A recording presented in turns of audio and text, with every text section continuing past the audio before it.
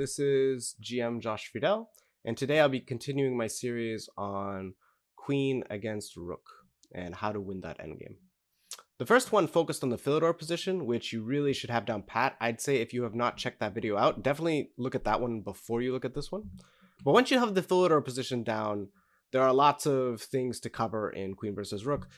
In this particular video, I want to cover, some people call it the second rank defense, which I don't really like as a term because oftentimes it's not on the second rank. But basically, this is what happens when you force the king and rook to the side of the board. And they don't know the third rank defense. The third rank defense is the toughest to crack, which I'll cover in the last video. But this is more when their king and rook get huddled and you've chased them across the board. It's pretty easy to chase the king and rook back with the queen. So I don't really have to show you how to do that from the center of the board, I don't think. But it's really important to know how to discoordinate the king and rook once they're huddled together and how to win this endgame. And that's what I want to show today. So first, I actually wanted to give you guys a question because this actually occurred in a game between two GMs, Kvanis and Vovk. And here, Black has a choice on how do I try to discoordinate this king and rook. And this move is a really cool idea, which shows how you can really badly put the king and rook in zugzwang. So why don't you pause your video and try to find a really nice move for Black.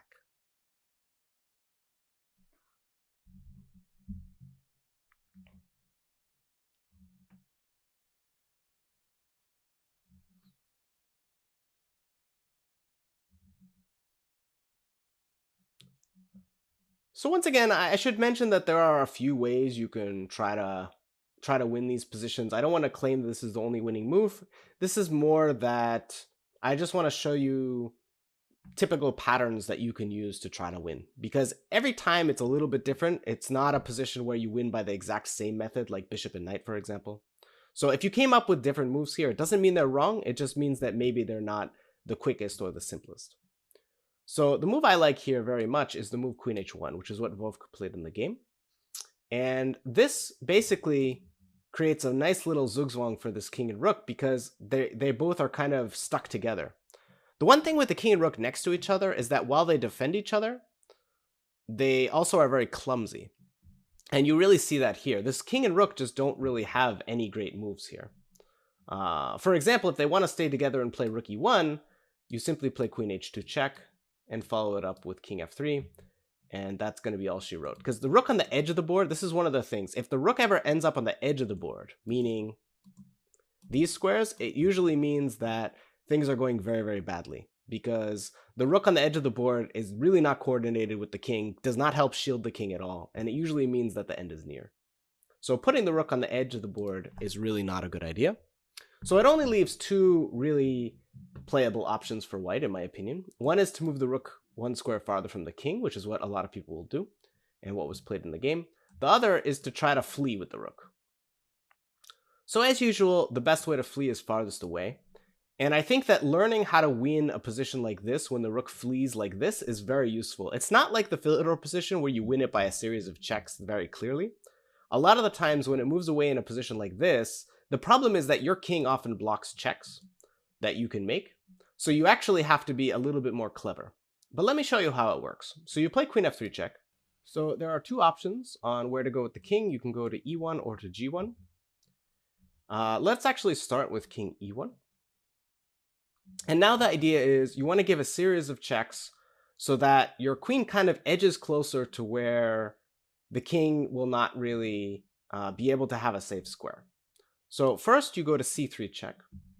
And once again, there are usually many ways to do it, but I'm going to show you what I think is more efficient. So once again, the king has different options. They all kind of end similarly.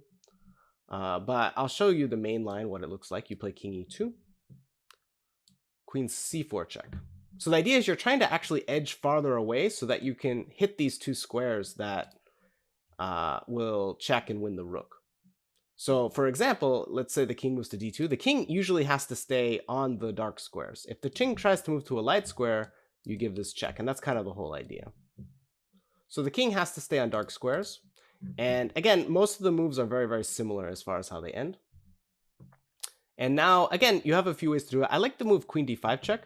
because it prevents the king from moving this way due to this check. You can't move here due to this check, so you must move back to e1. And now I like queen a5 check. Once again, you're hitting the king, and you can't move to these two diagonals either, right? Due to the checks, so you must move to f2. Now you check here. And once again, the king cannot move to any of these squares due to the diagonal checks. So you must move back to the dark square. And now this is where people stumble all the time. They do these checks and they're like, how do I win the rook? You actually don't have to win the rook. Black has a really excellent move here. And I think it'd be good if you guys try to find it yourselves. So take a moment, and it's black to play and find a really nice move which puts white in an impossible spot. So again, it's very tempting to try to win the rook by just checks. But sometimes there's another trick which you guys really should know as far as winning queen versus rook, which is that sometimes when the rook is far away, you can't just win it with checks so easily, but you can use your king. And here, at the moment, the queen prevents the rook from coming down and giving checks. So what that means is your king can actually move up to f3. And there are no checks, which is very important. And now, because your king takes away these squares and is that much closer to the king, basically white's just dead. Because if white tries to do anything with the rook, you actually have this checkmate. So you're threatening checkmates. The king has to move. You can't try to do something like this, because now I can simply check and check here and give a mate. So because of that, the king has to try to escape. So let's say it escapes, oops. Let's say it tries to escape this way. You now play queen d5 check. So once again, the king cannot run. And now lastly, queen a5 check. And notice how, because the king doesn't have the square anymore, it has to move to a light square, in which case you fork. So if here, you fork here. And if king f1, you give this fork. Again, there are other ways to win, but just to show you the quickest. So keep that in mind as well, that usually it's not like if you play the one that wins in, 5 moves, it's so much worse than the one that wins in 3. It's more important that you know the techniques and you know how to do it. Because during a game, you're not going to exactly know. So it's very important that you're able to figure these things out. So white can play the move king g1 here as well. But usually when the king moves away, because the rook and king are kind of disconnected, sometimes it's easier to win. In this case, the easiest way to do this is probably just to go back to d5. Rather than trying to give checks, because the checks don't really lead anywhere if the rook can always block later. Like if you play queen d1, king f2, you're not really making progress. So this move I actually quite like. The idea being that you're kind of preventing white from checking you, because if white gives a check, you simply bring your king closer. And because you cover the square, white's pretty dead now, because the king's really close. So once again, this is a really common technique to win. So after queen d5, so probably the king comes out. But now you can give this check, and you're actually transposed to the other line I gave you. You're a couple moves ahead of it, in fact. So this is the idea, and then once again, the king has to move back, and you play king f3. So that's the way that works. So usually people will do this and keep the king and rook together. I would say that when you're playing human beings, their tendency is going to be to keep their king and rook together so they don't blunder a rook and lose like an idiot. It sounds silly, but that's usually what people will do. But what that means is that now you simply move the chains. You check, force the king to defend the rook, check, force the king up, and then here. So you basically have the same position, but one file down. So white can play here, but you actually win by a very, very similar method to what we looked at. In this case, after rook d8, you win with queen g4 check. Once again, they can't move to any square that hits the rook, so they have to go here. Queen f5 check. Once again, there's this, so the king has to move the other way. And there's also this, so the king can't move here. It must move up here. And now you play check here. Once again, our usual deal. And then our usual king move. Rook can't go here. Queen threatening mate. You have this check. This is game over. So once again, you can see how you basically force white into this really uncomfortable spot where they just have to keep moving. And you just keep moving the king and rook. So the rook and king together like this with a queen here is actually just crushing. And here white just resigned because the same thing's going to happen over and over and over again till you get to the edge of the board. And if you do it till you get to the edge of the board, you're going to find yourself without moves. Because here, there is no rook to... See, it's not even letting me do it. It's not letting me play rook to whatever comes before a2. So the rook would have to move away, and then you can win it with checks very, very easily. For example, if the rook moves here, you simply give checks, and you do this and pick up the rook. So a very, very common winning technique that you should know, and is this queen h1 pattern with the king and rook here against the king and queen. So let me move to another practical example for you guys. So this example was between none other than world champion Magnus Carlsen, was white with king and rook, against Sergei Karyakin as black. And this one shows a lot of cool positions. It's not a perfectly played game by any means or anything like that. But it's more that it shows lots of cool examples and patterns that will really help you when you're trying to win queen versus rook. So in the game, Karyakin played queen d1 check, which I think is a good move. But I wanted to show a very common problem that people have. So one of the real pitfalls in these positions are stalemate tricks. And I want to show you how one of them can occur. Queen e3 check looks very tempting here, because if the rook blocks, you go here. The king doesn't want to move to the corner. So let's say it moves here. And then let's say black plays the move king f3. So basically black's king and queen are closing down on the king. You're boxed in, you have almost no moves. But this is one of the common ways that people blow this. So why don't you pause your video for a moment and see if you can figure out why king f3 is a very, very bad move. So once again, the king and queen, when they get close, when they come too close to the king and rook, sometimes they encounter this problem. I'd say it's especially true when the queen is close. The king, of course, wants to be as close as it can, but the queen sometimes likes to keep his distance. And the reason is white has the very excellent rook g3 check move. And after king takes g3, that is indeed stalemate. So this is something to avoid. And there are different versions. For example, if it's white to move here, white can actually draw by playing a check here, and then just repeatedly checking here and then pinning if the king tries to cross. Because notice how even if the king is here and tries to take this rook, it's still stalemate. So if the white rook gets to this position and is able to continuously check the king, because the queen's bad position on e3, you're able to draw the game. And of course, if the king ever comes here, you give this rook check. So just something to keep in mind, that the queen coming too close to these squares is a really bad idea. So regardless of whether you think your opponent can do anything, it's easiest just not to put the queen this close. The queen sometimes works better from a bit of a distance, or at the very least, not from here. So keep in mind, queen, especially like third rank, when the king's trying to come up, you're asking for trouble. So this is a pitfall which I really wanted to warn you guys about and suggest you not do.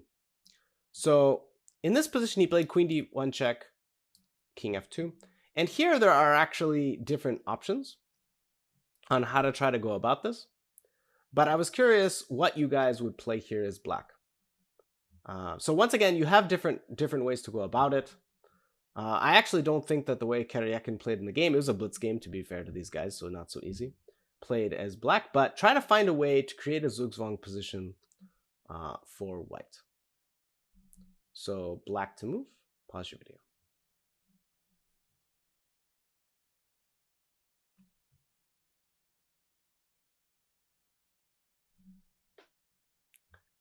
So this position is one of those really annoying positions, in fact, because it looks like you have a Zugzwang. You have the king and queen here and the king and rook bunched, but it is your move, unfortunately.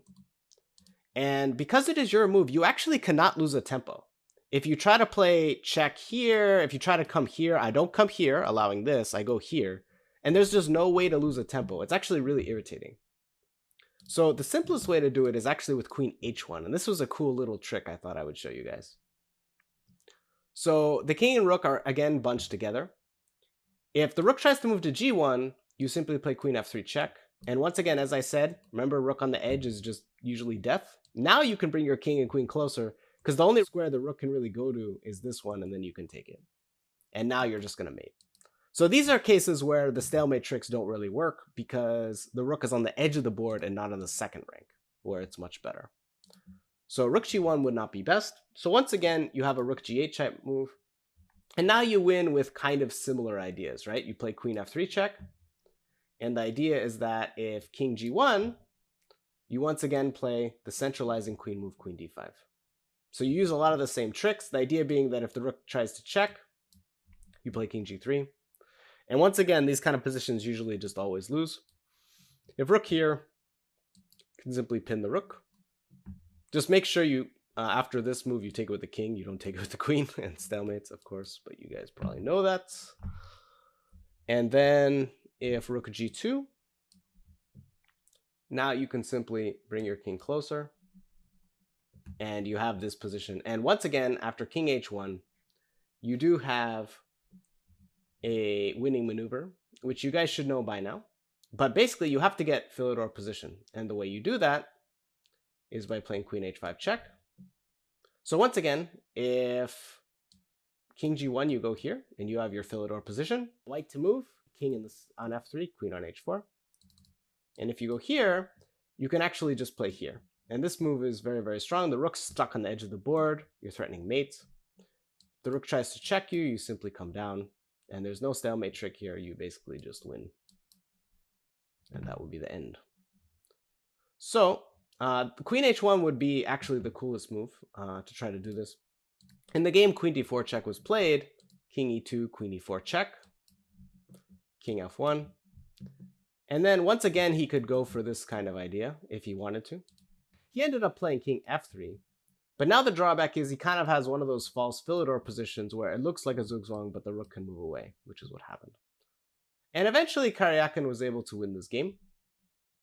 I wanted to just show one more sampling from the game. King f3 was played. They repeated moves. Queen b1 check. Because once again, I just feel like it's useful to know how this pans out in practical play. So they did this. And then queen c4 check. So this is a common way to check with the queen because you're checking here, the rook can't block here, and after this move you play king f3, and the whole point is that now the queen's a little bit more distant. So there is a stalemate trick with this, but the king can move here, and it actually is not that big of a deal. So the king will typically move here in the game. And now he played king e3.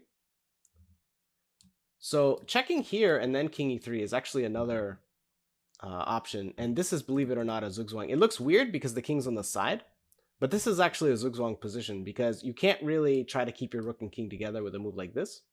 Because now I play queen e2 check, forcing the king back, queen a2. And because the rook and king are stuck on the back rank, this is just very, very bad. So this kind of position is really not good. So this would have been a really cool trick. Instead, he played king e3. Rook to b2. Once again, the same pattern. Queen a4 check. Once again, I think queen d3 check may have even been quicker, but he went with this one. King d3.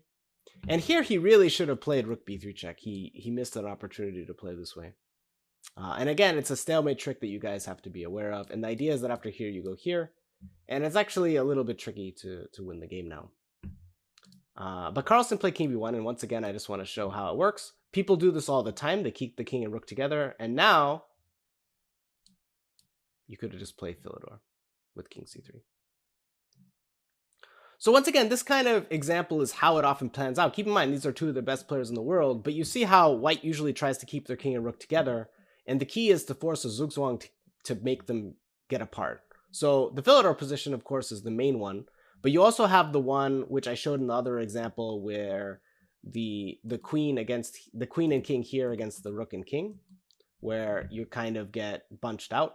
And then there's the one with the queen here and the king here, but with the rook on g2 is also another example.